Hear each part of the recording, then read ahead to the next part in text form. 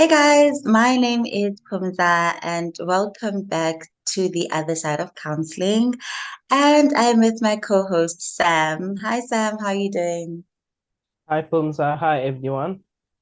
I'm excited to be here and to share with you, of course.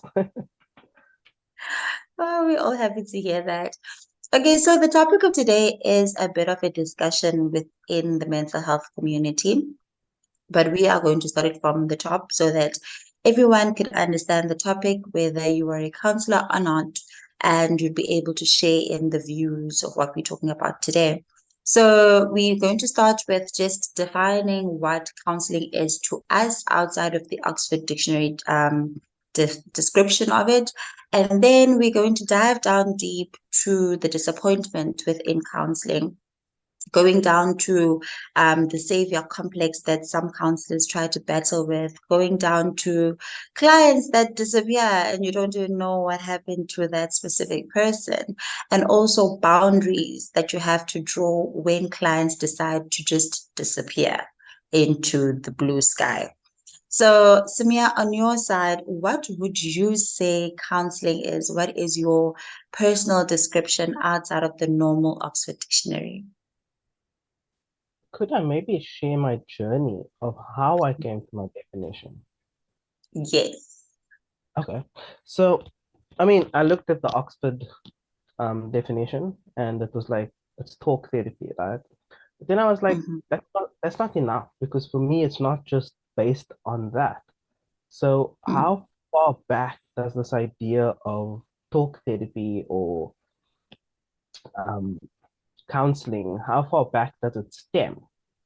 So I started asking some people, and they were like, it's Freud with his psychoanalytics,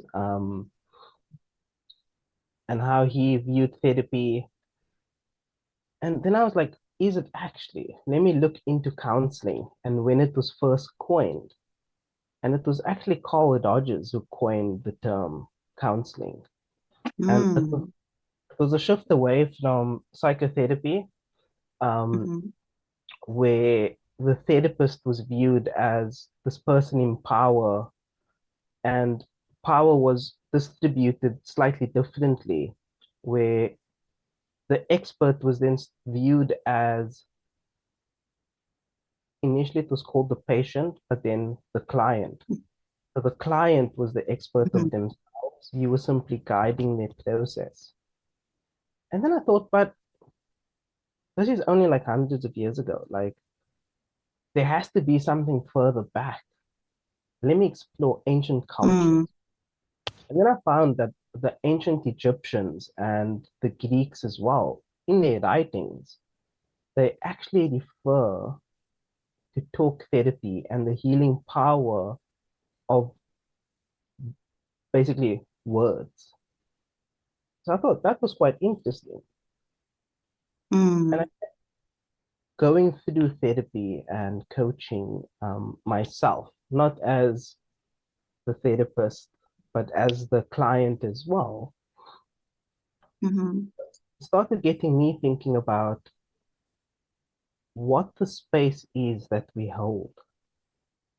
And that's when I came to my own definition, because I realized that counseling is viewed as like this healing space where you get to process your thoughts, engage with your feelings, um, Mm-hmm. and potentially heal from past traumatic incident. And I think that's where a lot of people got stuck because I realized that's only an element of counseling. It's not all of it. Counseling also actually includes looking at where we are currently in life.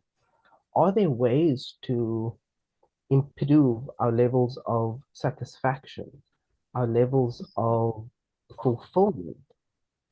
Can we look at deepening our connections, not only with others, but also with ourselves? Mm-hmm. And I see that counseling is like this delicate dance between healing and embracing, like, I'd like to think of it as like the best version of ourselves in this moment. Mm-hmm. I'm not sure if that makes sense for you as well. It does. It does. And I love how you tied in all of these contributing factors and these elements that build up the person and build up the psyche. Because um, I love the fact that even in the Oxford Dictionary, it does say that it's talk therapy, but you were able to tie it up by stating that it's not just talk, but also contributing factors around you, people around you, your relationships, those that you interact with, and how you feel as well. And as I said, that we all have personal descriptions, which then make us unique as counselors, and how I'd say, how we tackle the work that we do, how we interact with the clients as well. Because for me, as cheesy as it might sound, I do feel that counseling is an exchange of energies. If you are heavy, your client might be affected by that. Hence, at the end of the session, we would feel drained and tired because it's an exchange of energies. That's why at the end of the session, you're kind of like, I feel so much better. I feel lighter. And then as soon as they walk out the door, you feel heavy and you feel drained and you feel tired. It doesn't Mm. mean that you don't love what you do, but it just shows how much you have thrown yourself into your work to a point whereby you have reached the level where you can exchange good energy with your clients. And with that said, emotions and relationships, and also all of these emotions that we feel as as counselors as well. Mm. How would you think, or how would you say that counselors should be able to draw a line? When I say draw a line, I mean now we're moving on to the savior complex, whereby you've been with this client for plus minus a year and you feel like there is no progression. The client is still in the same spot where they were in the beginning, and you're starting to feel affected by the fact that there's like zero to none progression. How would you say now, as a counselor, you must draw the line and understand that there's certain things that are outside of your control? What would you say when it comes to that? So I think firstly, as counselors and therapists, we don't always acknowledge that we do experience vicarious trauma, which is basically us holding or experiencing some of the trauma and taking it on from our clients. And that needs to Mm, be processed.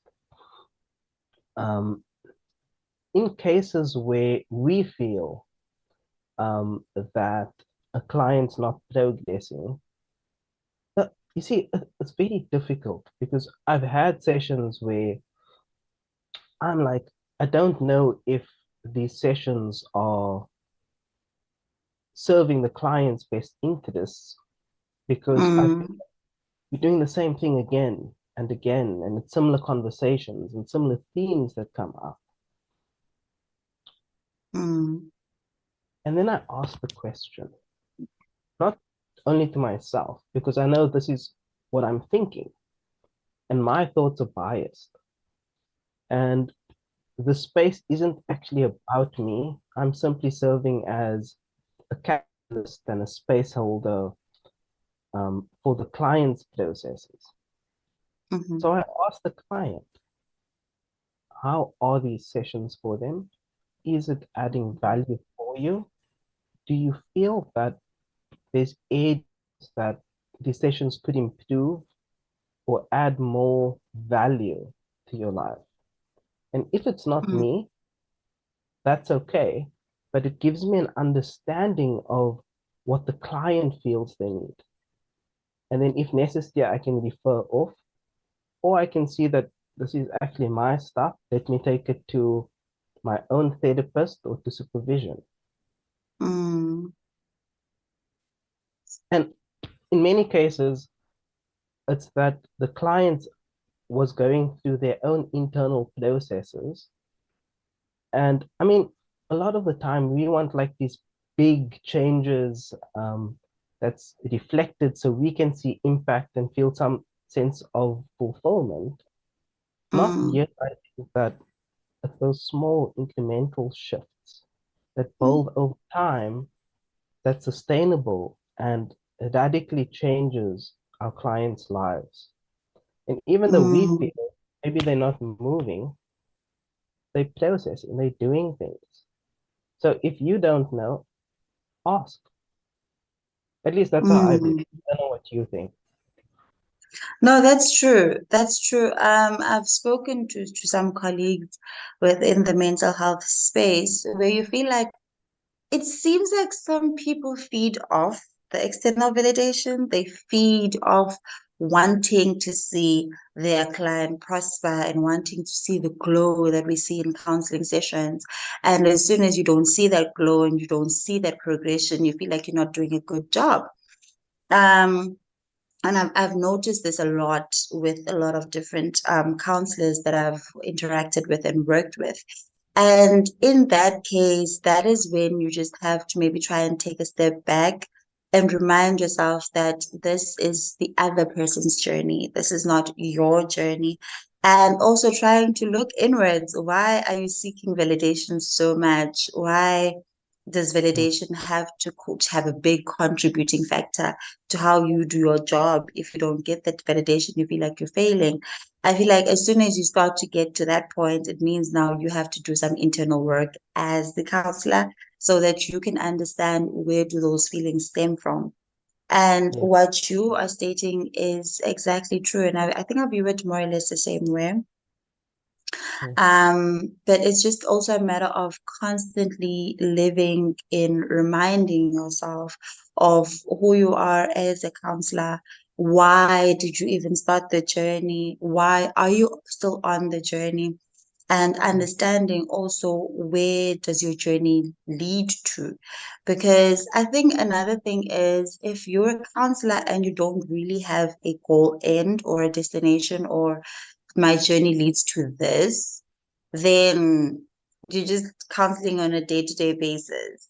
Or is it my thing? Or do you feel like as a counselor it's okay if you just counsel on a day-to-day basis? I feel like we need to have a goal. You need to have a drive of why, a big why at the end of it all. Or is it just the me thing?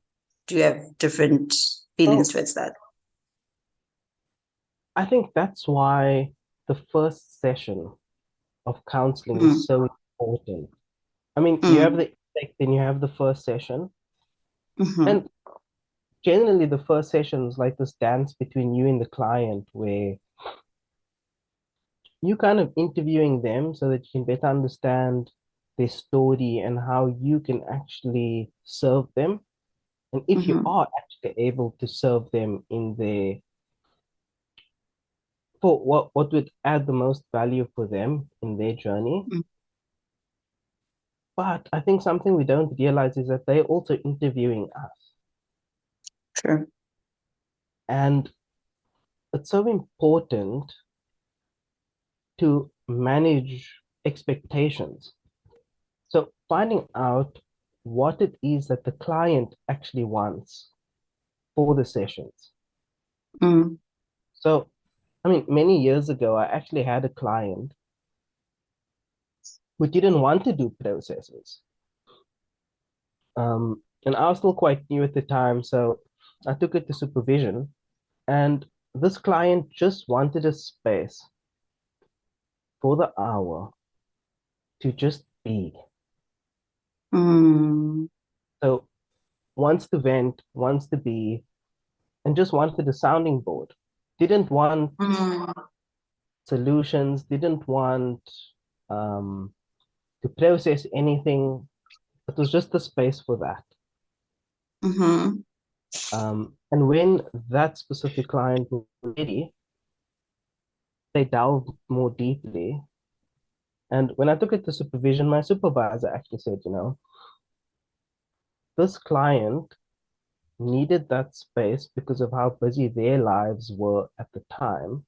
And they weren't ready to delve yet because they were mm, testing to see if you would be able to just be where they are and hold them where they mm-hmm, are, not trying to push your own agenda.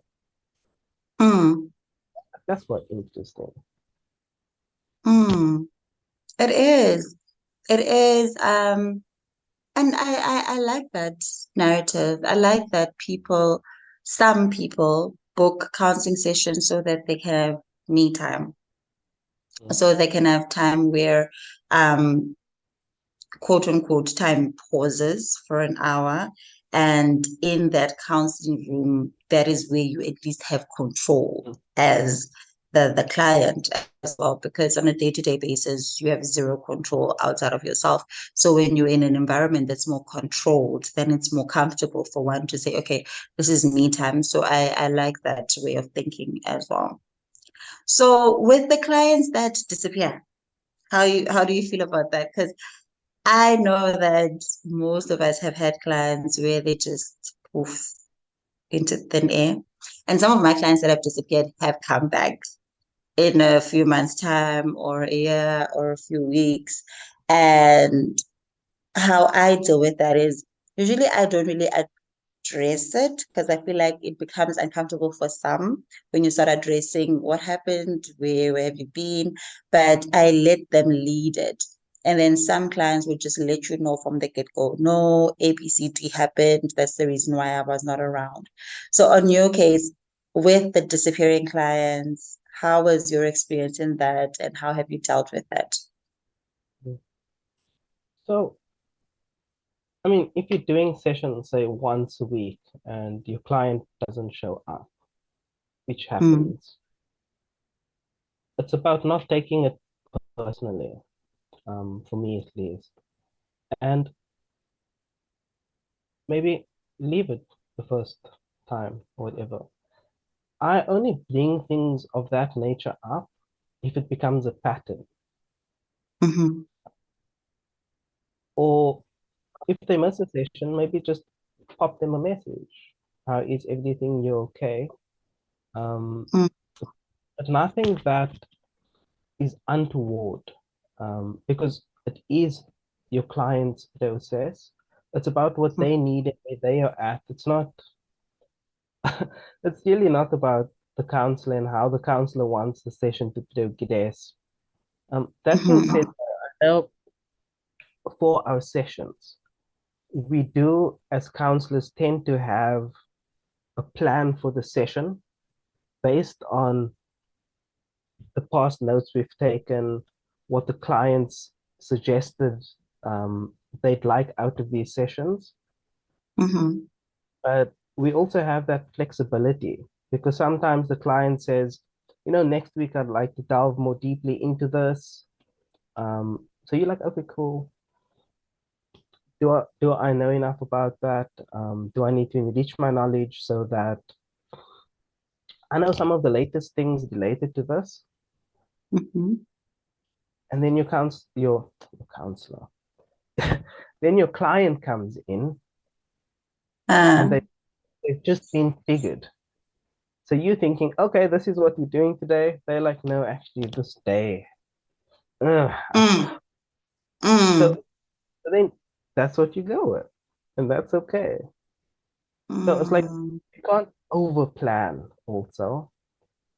But then I think the other element which we also have to be mindful of is scope of practice, mm-hmm, um, and what your scope of practice as a counselor, a therapist, or whichever designation you fall under, what that allows as well.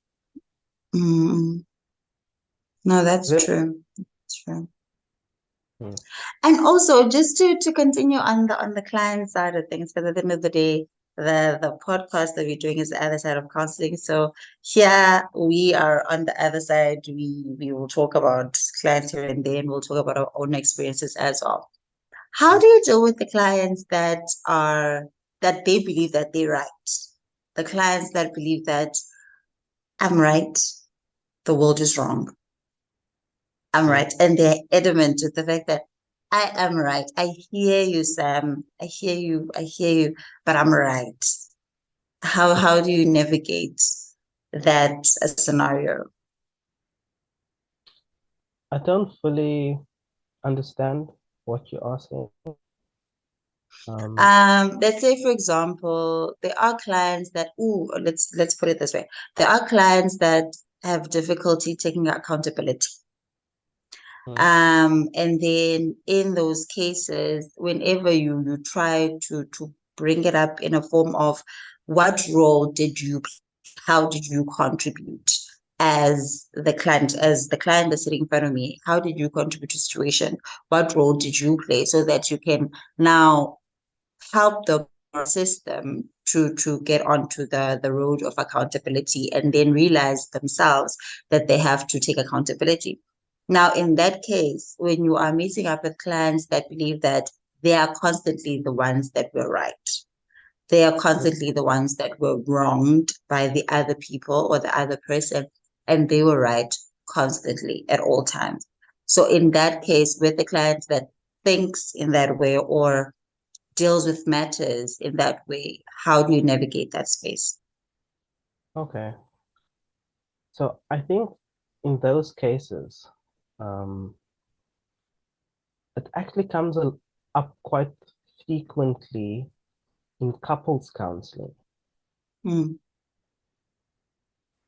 And I think it's about exploring the relationship where you actually state, in relationships, it's about building that connection. Yes, we have break, we have repair, and it becomes extremely challenging when we view things as right and wrong. mm-hmm, It's about because what happens then is we play this game of tit versus tat. So it's like you do something, I do something. And then it mm-hmm, becomes argument not on what actually happened and how that was for me, but instead becomes an argument about who's right, who's wrong. I'm going to be defensive and I'm going to attack. So the relationship itself doesn't progress.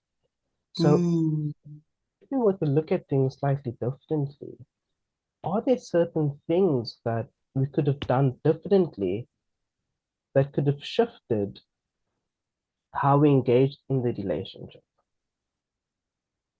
Or what do you think? mm. No, no, no, I do like that way of thinking. I do like that way of thinking. I learned a lot from our podcasts. I take my own notes and I utilize certain things that I learned from the podcast as well. Um, so with couples counseling, it is a very unique space. Hmm. It's a very unique space. That is something that I'd love for us to even discuss in the future. Just couples counseling as a whole, the whole format of it, the interaction of it, um, trying to maintain your position as a counselor instead of becoming a referee.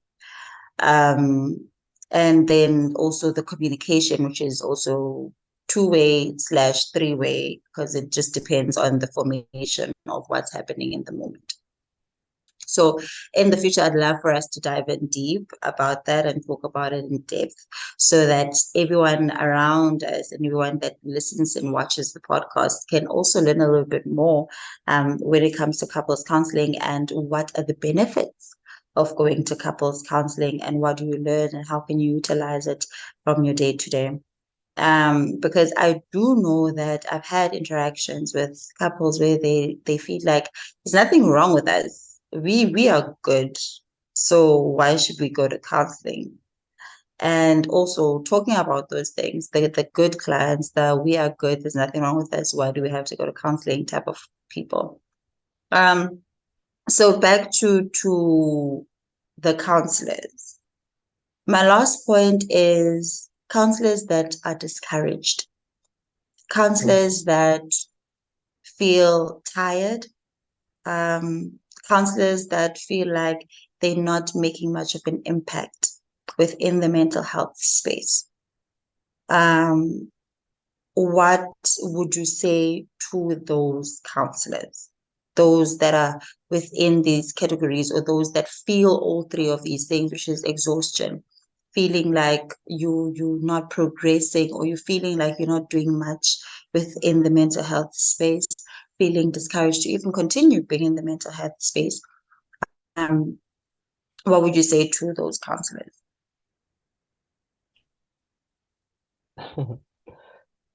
I guess the first step would always be looking at self-care. It Mm, is filling your cup. And sometimes we need to take a little break from counseling. I remember there was a mm, stage where I was seeing a lot of people every day, and I was starting to feel heavy.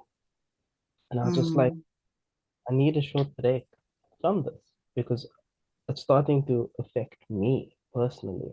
mm, And in order to better serve my clients, my cup needs to be full. So it's not actually a disservice by maintaining your cup. You mhm, actually enable yourself to add more value, to mm, have more clarity, more purpose, more energy to be able to do the work. And mm, I think an interesting way of looking at it is if your client came to you with what you experiencing, how would you engage them and what would you say they need to focus on? And I mm, mean, it sounds silly, right? But I've got a whiteboard that I write my stuff on, be it process work, be it I'm planning a podcast or training or whatever. And I put it I put it at my table and I put the chair mhm, there and then I sit in the other chair. And I actually say, you know, past me is sitting there or a version mhm, of myself um, that I don't always engage with. And I ask him, what's up? What's mm, happening? You know, kind of that. mm, And I mean, taking it to therapy, taking it to supervision, that all helps as well. But I mhm, think engaging in self-care and realizing that the work we do, even mm, just serving one person, that's how we change the world. One person. mm. We don't have to be making this huge impact. Um, every little ripple shifts the globe. That's just my opinion. Mm. No, that's true. That's true. I love your check-in method, and it's very important to do check-in because with the work that we do, it does involve a lot of emotions. And if one is not careful, and if one does not practice checking in on a constant basis, you might lose yourself within the line of work that we do. When I say lose yourself, I don't mean it in a negative way, but I mean it in a way that you might change as a person and not even change in a positive way, change in a negative way where you start to become cold, you start to become isolated, and you start to disconnect with people around you as well. Because at the end of the day, if you are constantly hearing trauma, receiving trauma, and also trying to assist your clients and working with your clients in their healing journeys, it does take from you. Each Mm. client that you interact with does take a piece from you. So that point that you stated, which is self-care, is very important. Checking in on yourself is very important. Supervision, going to therapy is very important so that someone else from a different perspective can also highlight something when it comes to you as an individual. Because what I don't see, Sam might see that Kamza, your tone, it's not as upbeat as it used to be. That it's flat toned. What's going on? And then in that way, you seeing that from the outside will assist me as well. Okay. And Guys, I am super happy with the podcast episode for today. I've learned so much. We've communicated so much. And I do hope that we will all have so much to talk about and converse about, and reviews as well, and stories as well from colleagues within the community on how you're doing and sharing your self care and sharing your check in methods as well. So for me, there's nothing else for me to say. I'm just going to say goodbye. And Sam, on your side, is there anything that you'd like to say? Thank you, Kumza, and to our listeners. I think the final thought is that the quality of our relationships affects the quality of our lives. And one of the most important relationships is the one we have with ourselves, because that's deflected. So, Mm, as counselors, as humans, let's cultivate the relationship we have with ourselves and engage in self care, allowing our cups to overflow so that we can show up better not only for other people, but for ourselves, for our kids, for our families, and for whomever mm. else we'd like to show up for. But let's do that together. Because, Pumza, as you know, one of my absolute favorite quotes, we are all one-winged angels. And by Mhm. embracing it, we can fly. So let's do that. Let's do that. Thank you, guys. Bye.